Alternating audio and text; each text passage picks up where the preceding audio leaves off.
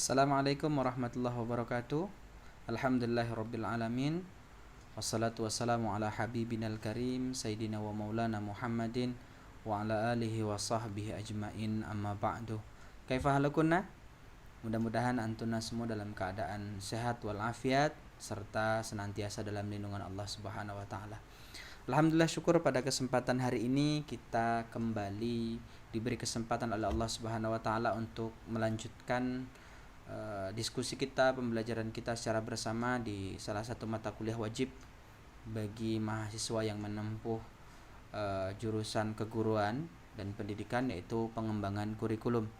Yang tentunya mudah-mudahan pertemuan kita hari ini tidak hanya sekedar bernilai silaturahim, tapi juga nanti mendapatkan banyak manfaat, faidah serta maklumat. Oleh karenanya, mari sama-sama kita buka kuliah pagi hari ini atau siang hari ini atau sore hari ini dengan sama-sama membaca Al-Basmalah. Bismillahirrahmanirrahim. Rabbi zidni ilma warazuqna fahma.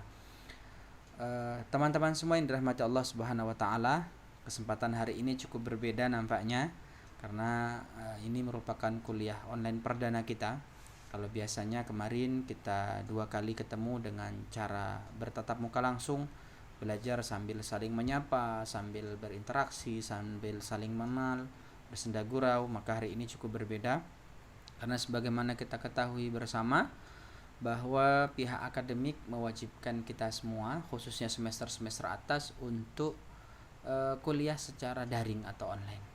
Ini tidak lain tidak bukan karena memang merebaknya virus corona yang cukup membawa fitnah yang luar biasa buat kita semua. Oleh karenanya jangan lupa selipkan doa untuk kita semua, mudah-mudahan kita semua dalam keadaan sehat, kita semua dalam keadaan afiah, dihindarkan dari fitnah virus corona ini semua. Amin ya rabbal alamin. Teman-teman yang dirahmati Allah Subhanahu wa taala, hari ini kita akan kembali melanjutkan diskusi kita, masih berkaitan dengan diskusi pekan kemarin. Kalau pekan kemarin kita sudah berbicara banyak tentang apa itu kurikulum, lalu bagaimana kedudukan kurikulum itu dalam dunia pendidikan, lalu kenapa kurikulum harus dikembangkan, lalu apa saja yang menjadi dasar-dasar pengembangan kurikulum itu sendiri.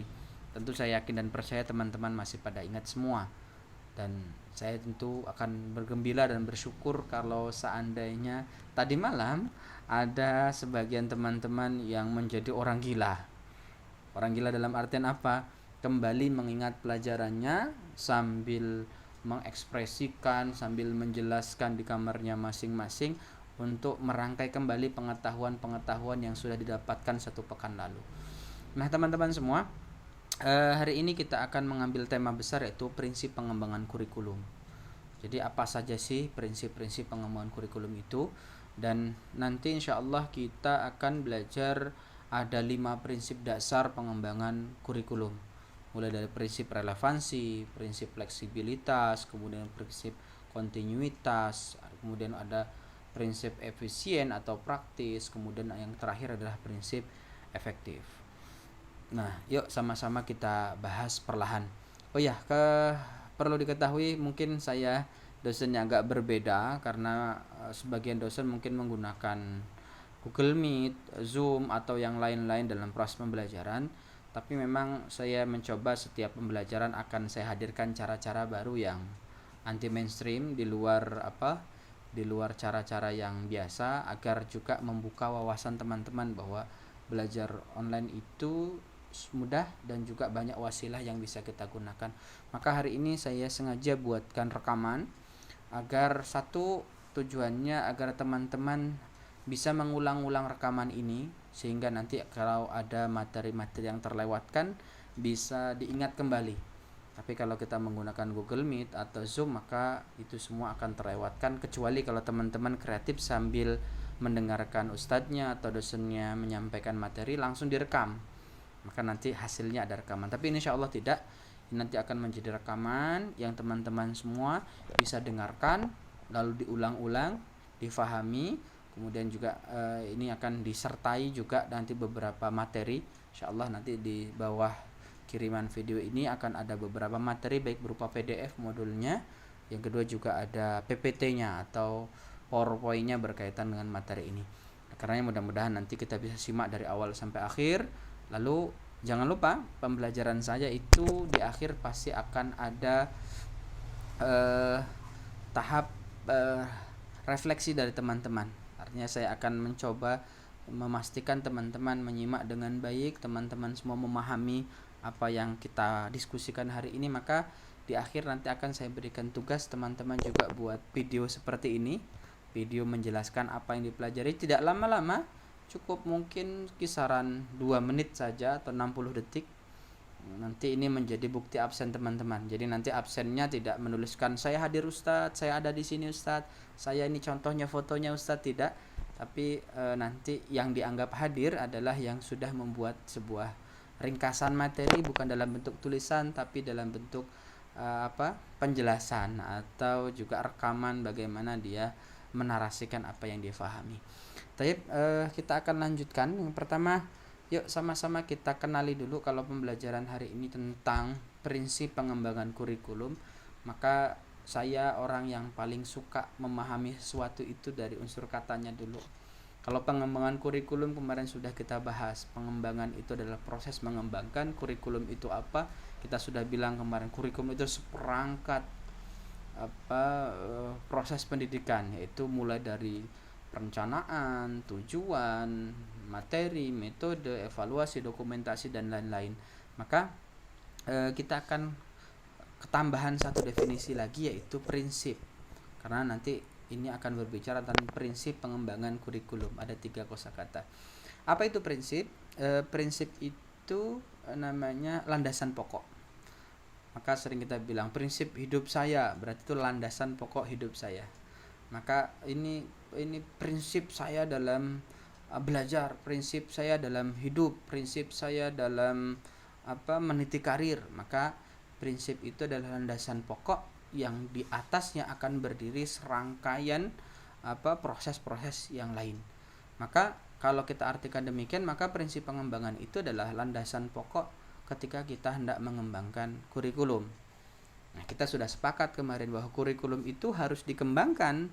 Karena apa? Kurikulum adalah rohnya pendidikan, dan pendidikan harus sesuai dengan kebutuhan zaman saat ini dan yang akan datang.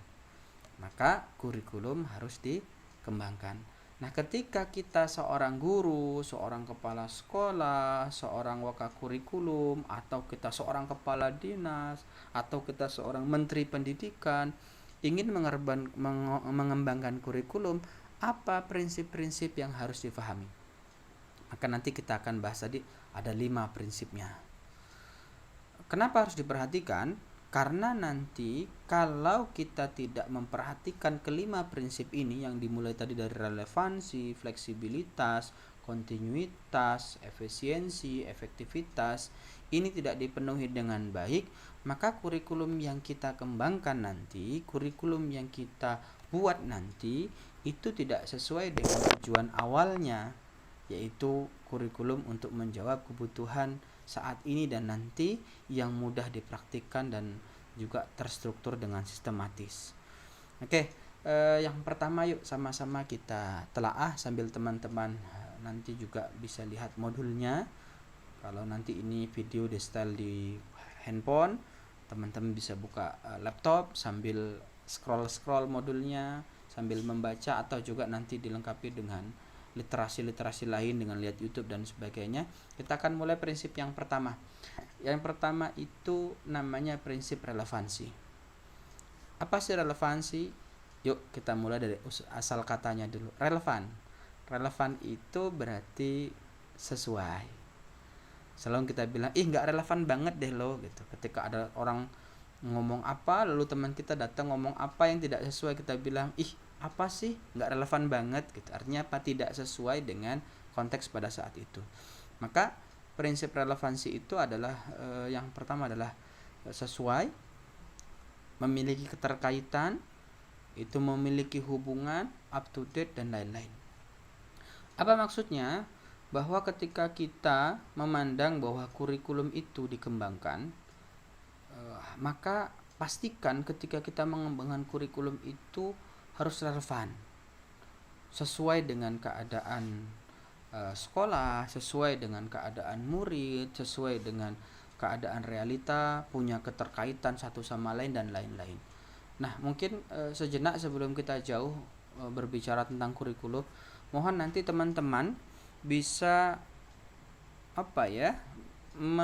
menyimpulkan bahwa kurikulum itu bukanlah hal yang besar yang boleh dikembangkan. Mungkin kita berprinsip bahwa yang boleh mengembangkan kurikulum ini cuman menteri deh, atau cuman presiden deh, atau kepala sekolah deh, wakah kurikulum deh. Tidak, bahwa kurikulum ini menjadi ranah dari seluruh stakeholder pendidikan, dari mulai menterinya sampai dengan gurunya sampai dengan orang tua selaku pengguna pendidikan itu sendiri.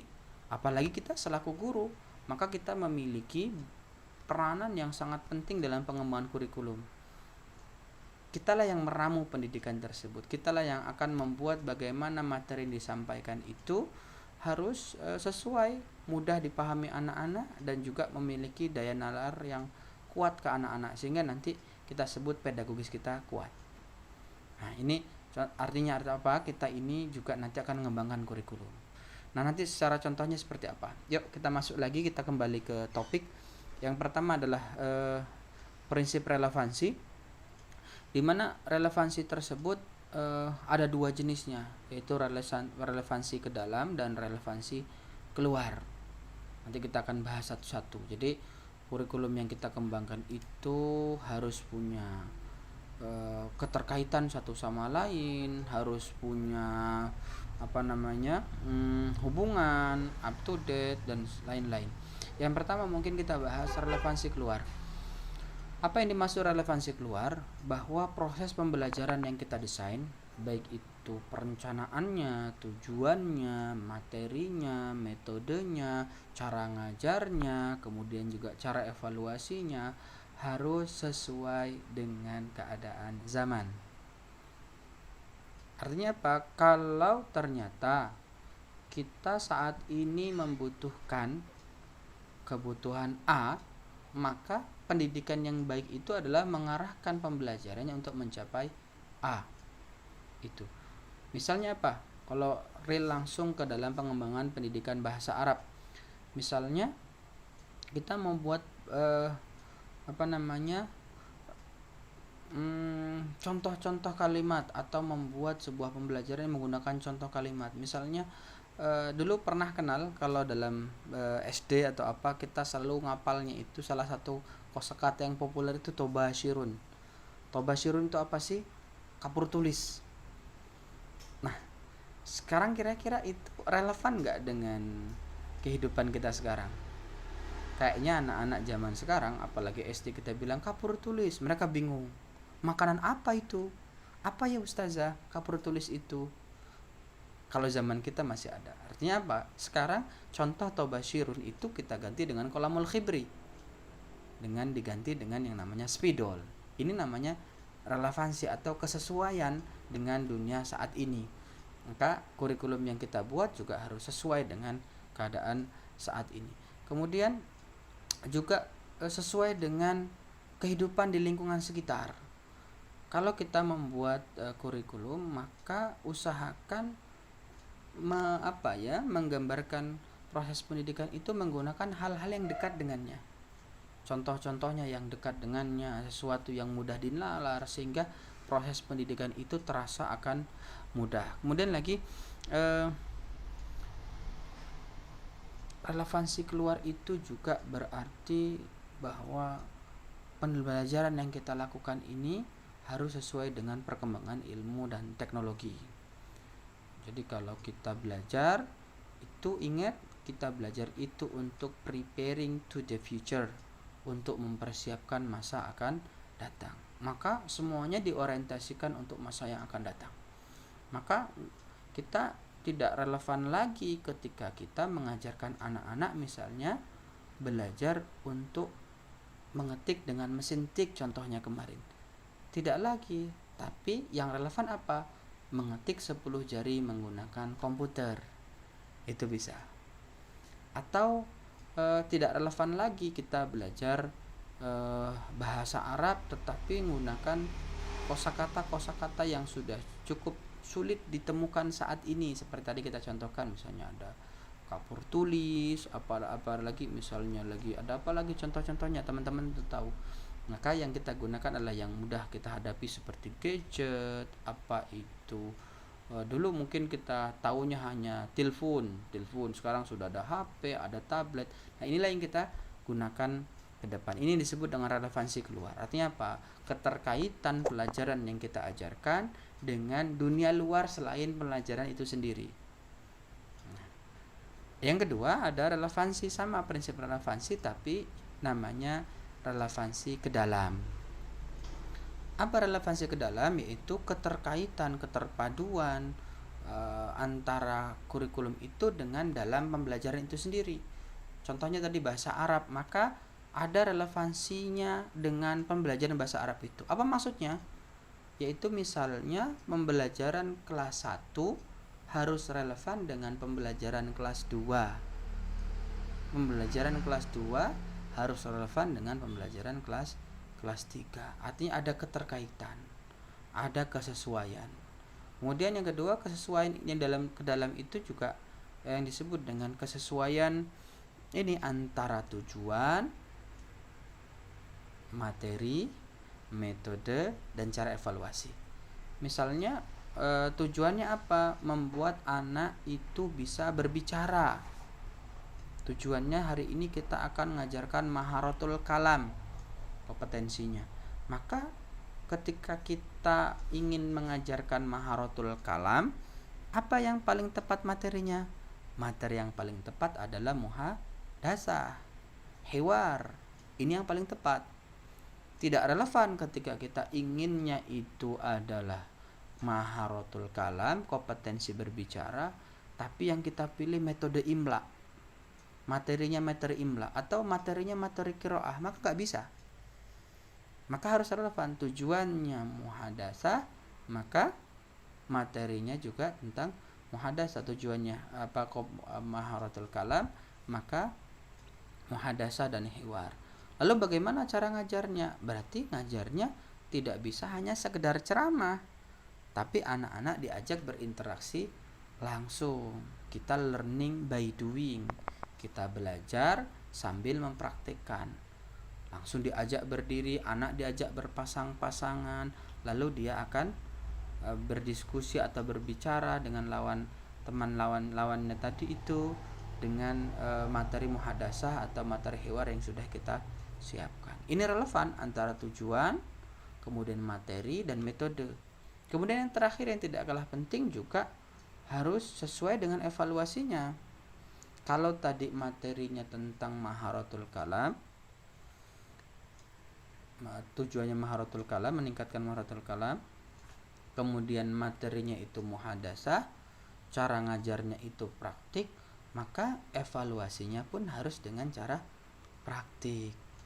Jangan sampai kita mengukur maharatul kalam, kemampuan orang berbicara bahasa Arab, tapi tesnya dengan cara tertulis. Misalnya kaifa halukunna, jawabannya A, bi khairin alhamdulillah, B, la ba'sa bihi, C, ana la adri. Maka ketika maharatul kalam diukur dengan cara tulisan, maka nanti tidak sesuai, tidak punya relevansi. Bayangkan kalau yang jawab nanti adalah orang bisu. Maka ketika dia pinter, dia bisa menjawab 100, maka kita bilang, oh si A itu maharatul kalamnya 100, mi'ah, mumtaz. Tapi pada dasarnya dia bisu. Sesuai tidak?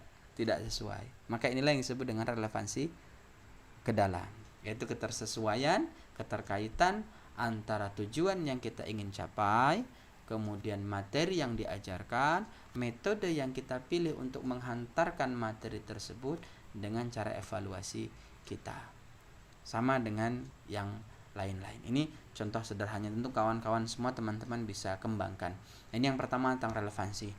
Jadi relevansi itu adalah keterkaitan, kemudian adanya hubungan, kesesuaian proses kurikulum atau pembelajaran yang kita rancang dengan sesuatu yang di luar pelajaran, yaitu siswa, lingkungan, kebutuhan zaman, dan juga dengan pembelajaran itu sendiri, yaitu komponen-komponen pembelajaran itu sendiri.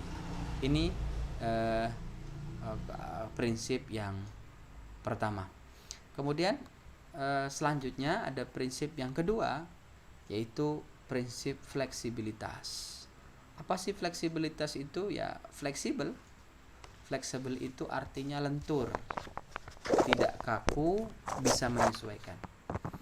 Ingat, kita ngajar, kita itu masuk ke kelas menjadi guru itu untuk manusia. Artinya makhluk hidup yang punya hati, punya perasaan. Bedakan kita ngajar manusia dengan ngajar hewan atau ngajar benda mati yang tidak punya perasaan. Maka kalau kita mengajar benda mati, ya semau kita. Tapi ketika kita mengajar manusia yang punya perasaan, yang punya keadaan, punya konteks dan lain-lain, maka kita harus menerapkan satu prinsip pengembangan kurikulum itu, yaitu fleksibel, nggak kaku, lentur, kemudian juga mampu beradaptasi dengan keadaan-keadaan. Walaupun bukan berarti guru itu tidak punya prinsip, harus punya prinsip. Guru itu harus punya ciri khas, punya style, punya pendirian yang kokoh, tapi tentu tidak untuk dalam beberapa hal. Nah, apa yang dimaksud dengan prinsip fleksibilitas itu sebenarnya?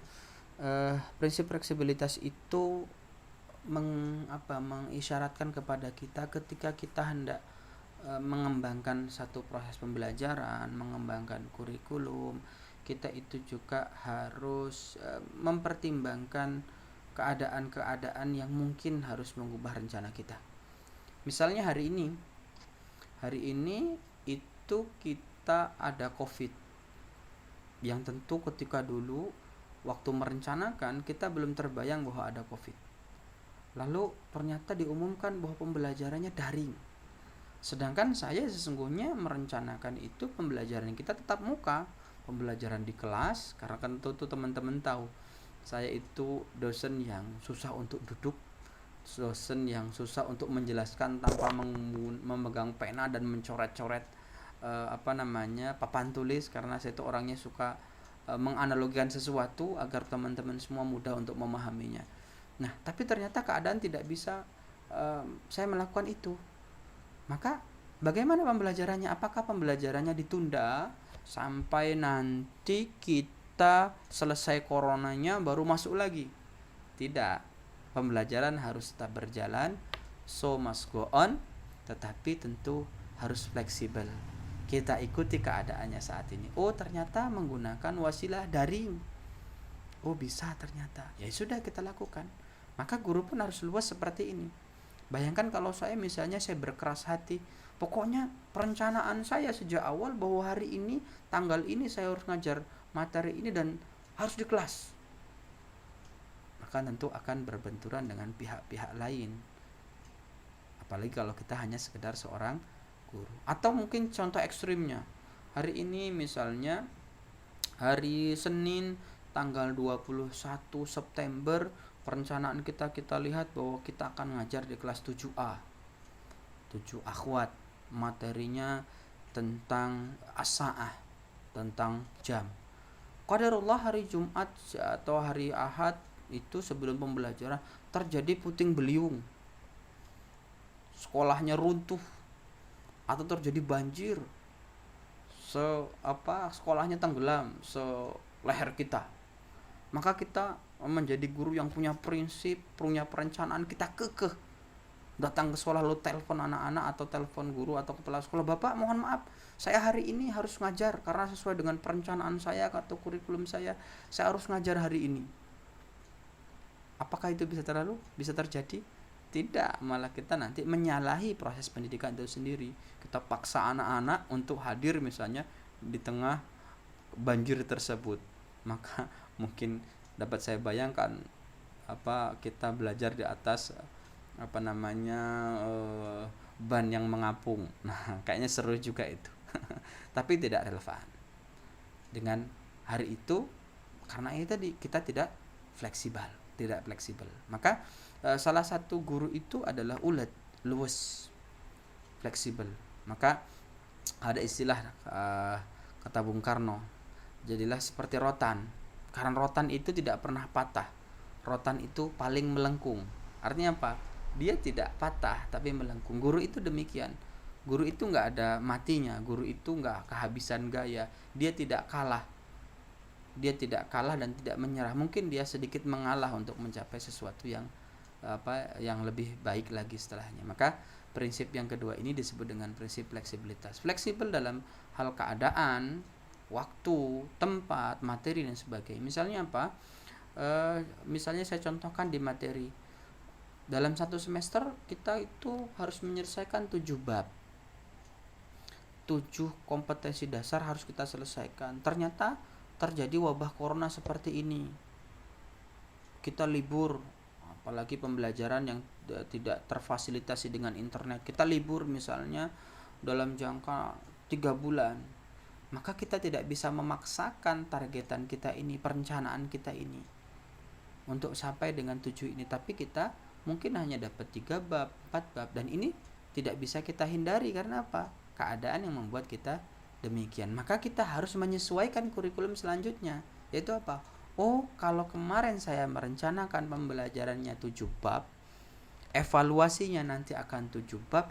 Oh, ternyata sekarang kayaknya nggak sampai gara-gara ada pembelajaran daring ini atau gara-gara diliburkan ini. Maka segera kita sesuaikan kurikulum kita. Kita sesuaikan apa? Evaluasinya. Kita sesuaikan apa? Metodenya. Semuanya kita sesuaikan. Inilah yang disebut dengan fleksibilitas. Ngajar di kelas bisa sambil lari sana, lari sini, bisa sambil bully. Mana mahasiswi yang kira-kira potensial saya bully, ya saya bully, sambil ketawa, sambil kita semua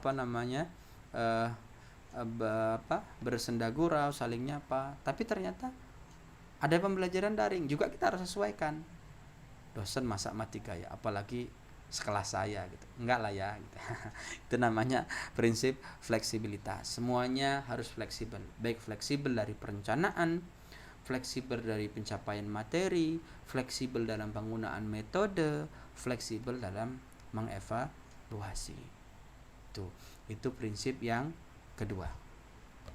Kemudian ada lagi nanti prinsip yang ketiga. Jadi ada prinsip yang ketiga untuk kita ketika kita hendak mengembangkan kurikulum, namanya prinsip kontinuitas. Continue itu artinya bersambung.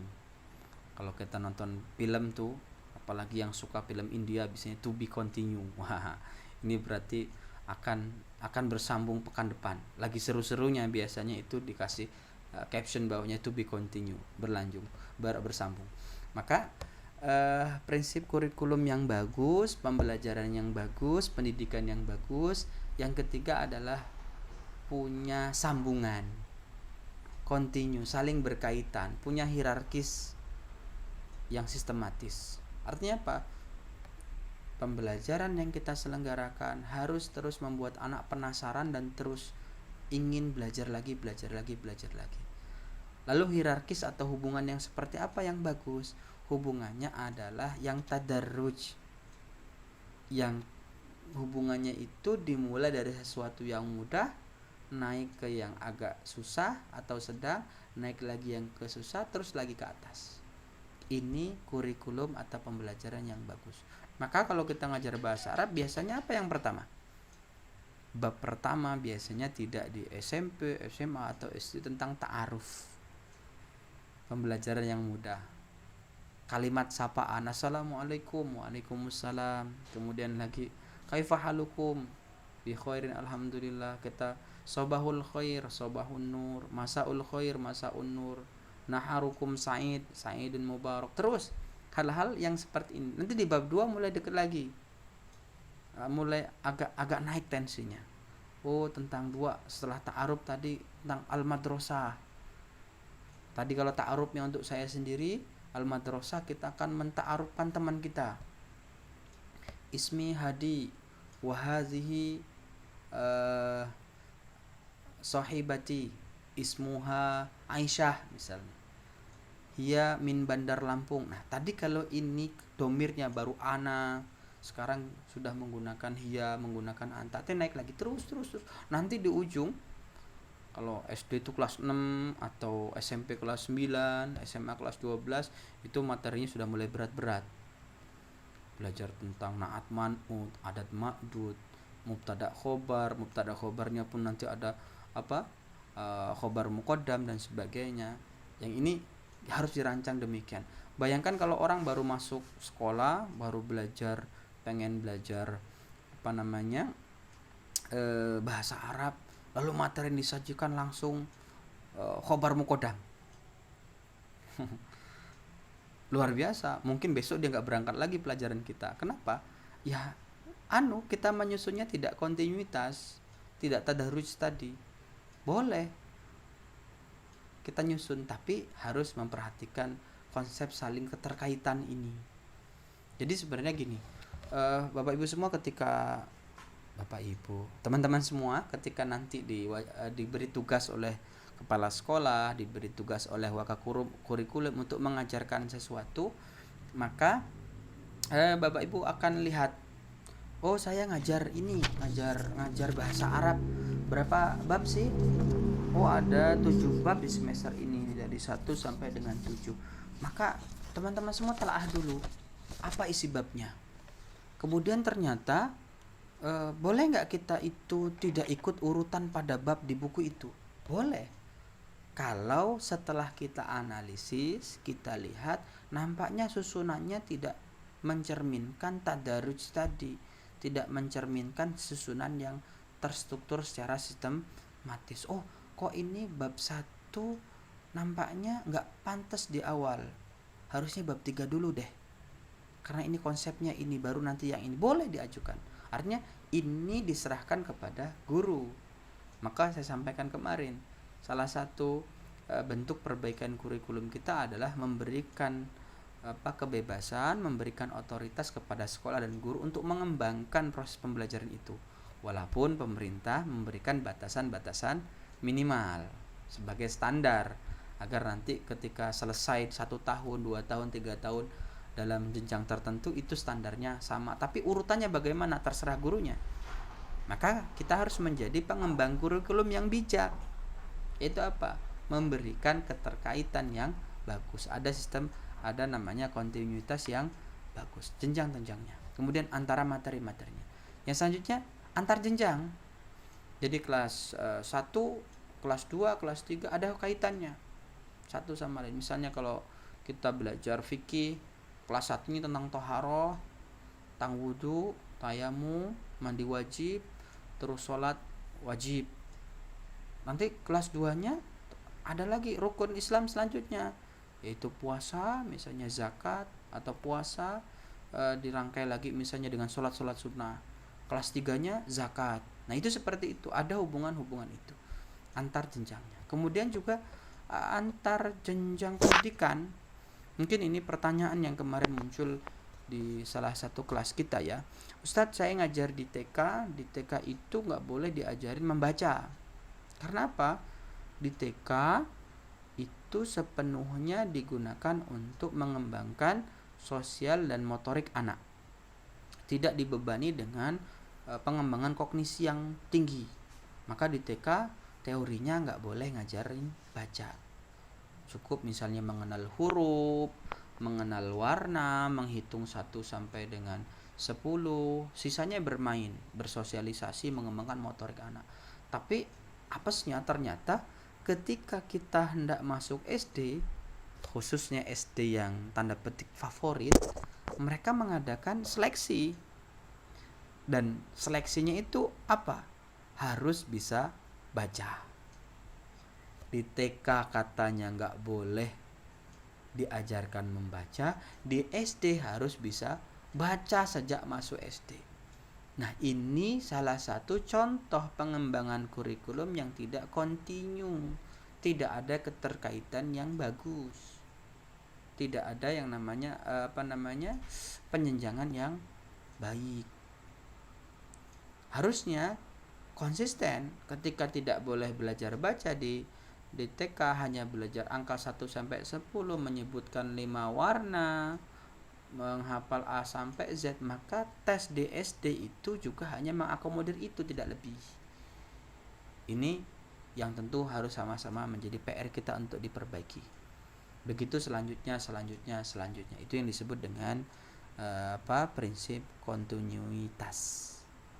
Prinsip yang punya hubungan hierarki satu sama lain. Kemudian yang keempat, nanti kita lanjut saja nanti setelah video ini selesai, mungkin kisaran 1 SKS atau 50 menit. Nanti teman-teman semua baru nanti saya ajak diskusi tentang hal-hal yang berkaitan dengan diskusi kita ini. Kemudian yang keempat itu ada prinsip namanya prinsip praktis atau efisiensi.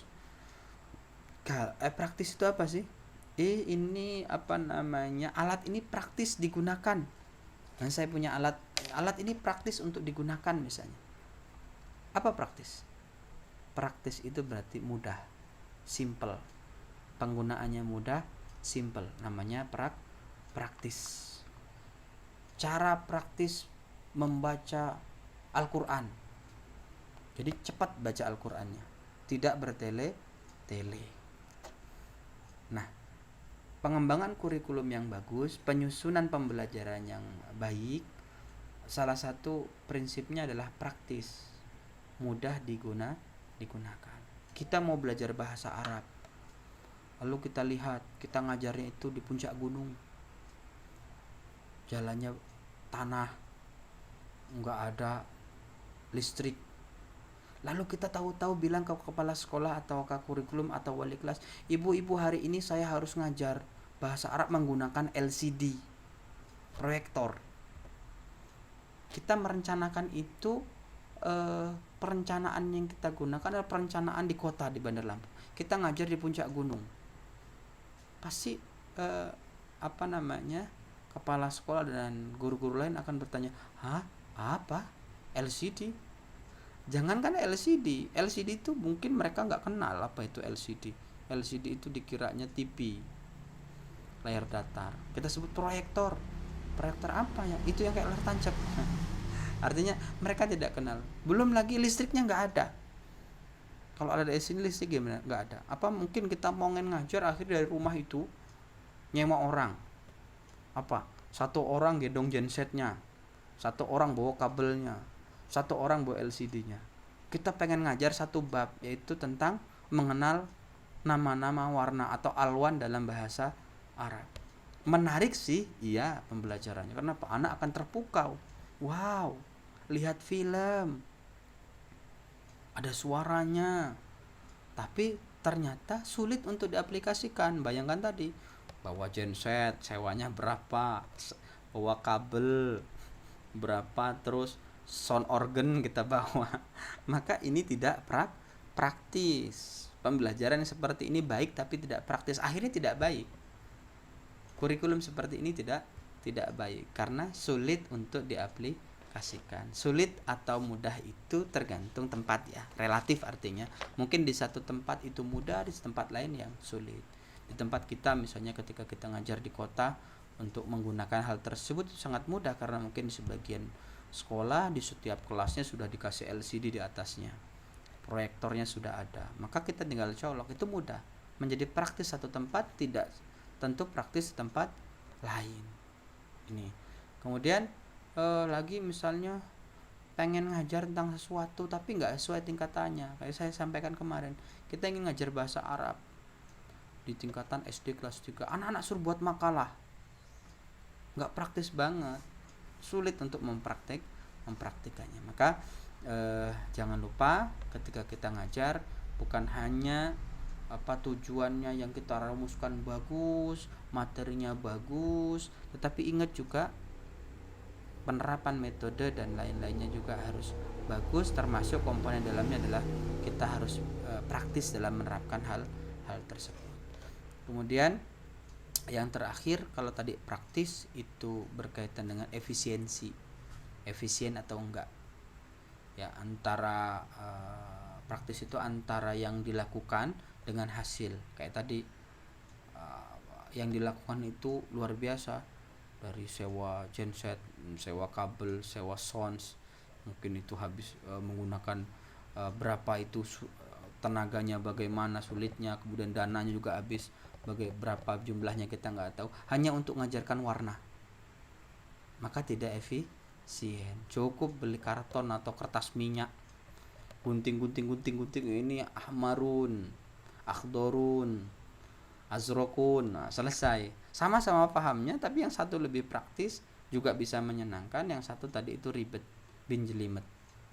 Jadi yang keempat ini namanya praktis atau efisien atau enggak. Efisien itu berarti berkaitan dengan sumber daya yang kita keluarkan, sumber daya tenaga, sumber daya dana, sumber daya yang lain untuk mencapai satu tujuan dibandingkan dengan tujuan yang kita capai, namanya praktis atau efisien.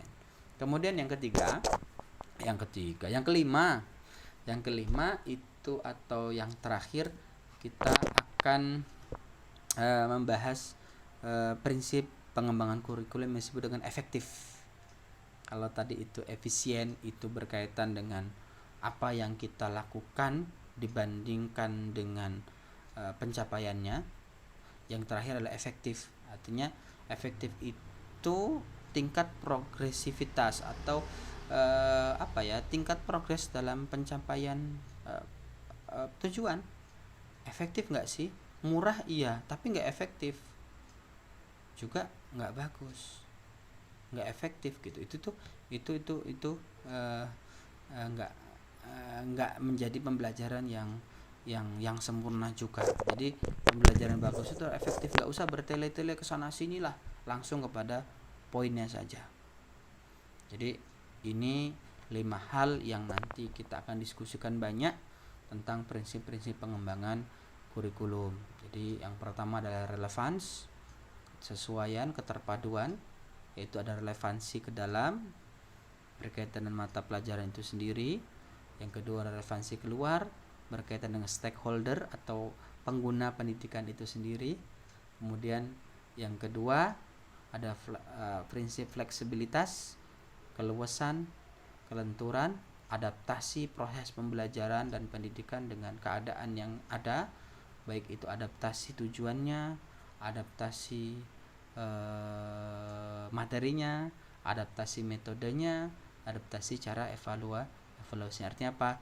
Pembelajaran ini harus dinamis. Kemudian yang ketiga kontinuitas, ada kontinu, keterhubungan, keterkaitan yang sistematis antara satu materi dengan materi lain, satu jenjang dengan jenjang lain, yang diurutkan dari sesuatu yang mudah menuju yang sulit. Kemudian yang keempat efisien atau praktis, mudah digunakan, tidak banyak menghabiskan biaya. Jangan kalau mau praktik muhadasah lalu ngajak anak harus ke Arab. Mau praktik muhadasah orang tua suruh bayar 24 juta. Kemana? Ke Arab. Ini namanya tidak efisien. Kemudian yang terakhir efektif. Pembelajaran kita itu harus punya targetan yang jelas, dan targetan itu harus tercapai dengan semudah mungkin atau secepat mungkin. Mungkin ini materinya nanti saya sertakan modul di bawah video ini, lalu teman-teman nanti bisa mempelajari lebih dalam. Kemudian juga saya akan berikan link YouTube, mungkin ada beberapa dosen yang lebih hebat menjelaskan tentang ini, atau teman-teman cari lain, ini hanya pancingan lalu nanti berbicara. Dan di akhir ingat absen, saya tunggu teman-teman semua buat rekaman ini. Mungkin paling lama di hari Selasa jam 12 siang. Jadi kalau sudah lewat jam 12 dianggap alpa. Walaupun Anda semua nongkrongin dengerin saya dari tadi, mungkin ada yang sambil tiduran, ada yang sambil makan kacang, ada yang sambil menghayal atau membayangkan wajah saya. Nah, ingat sudah sold out. Anaknya 3. EPD Ustadz enggak ya, bisa enggak. Jadi itu dilakukan, tidak dihitung hadir kalau nanti tidak membuat video durasinya ya minimal 2 menit lah, jangan panjang-panjang. maksimal 5 menit, minimal 2 menit Anda berbicara tentang 4 ini sesuai dengan gaya bahasa Anda. Ingat, saya tidak ingin Anda semua menghafal, karena Anda hafal akan lupa, tapi Anda faham. Dan kalau ada pertanyaan-pertanyaan berkaitan dengan materi ini, bisa nanti japri di bawah, nanti kita sama-sama komenan. Ya, japri bertanya, Ustadz ini bagaimana, insya Allah nanti bisa kita jelaskan sama-sama. Insya Allah ini mohon ikhlasnya tidak bisa bersamai selama berapa 100 menit saya ngomong dalam video sendirian. Saya nganjurkan Anda jadi orang gila pura-pura, nanti saya yang jadi gila kan. Nah, ganteng-ganteng gila lagi, waduh asik sekali. Insya Allah demikian, kita sama-sama tutup dengan doa kafaratul majlis. Subhanakallahumma bihamdika asyhadu an la ilaha illa anta astaghfiruka wa atubu ilaik. Assalamualaikum warahmatullahi wabarakatuh.